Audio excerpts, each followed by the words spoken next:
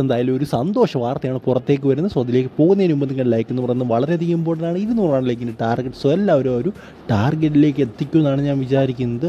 So എന്തായാലും നമ്മൾ ഈ ഒരു വീഡിയോയിലൂടെ നോക്കാൻ പോകുന്ന ഒരു കാര്യം എന്ന് പറയുന്നത്, അതായത് നമ്മുടെ സഞ്ജു സാംസണുമായിട്ട് ബന്ധപ്പെട്ടിരിക്കുന്ന കാര്യമാണ്, രാജസ്ഥാൻ റോയൽസുമായിട്ട് ബന്ധപ്പെട്ടിരിക്കുന്ന കാര്യമാണ്. അതായത് സഞ്ജു സാംസൺ വീണ്ടും ബാറ്റിങ്ങിന് തിരിച്ചെത്തിയിരിക്കുകയാണ്. ട്രെയിനിങ്ങിൽ നിന്ന് നമുക്കറിയാൻ സാധിക്കുന്ന ഒരു കാര്യം എന്ന് പറയുന്നത്.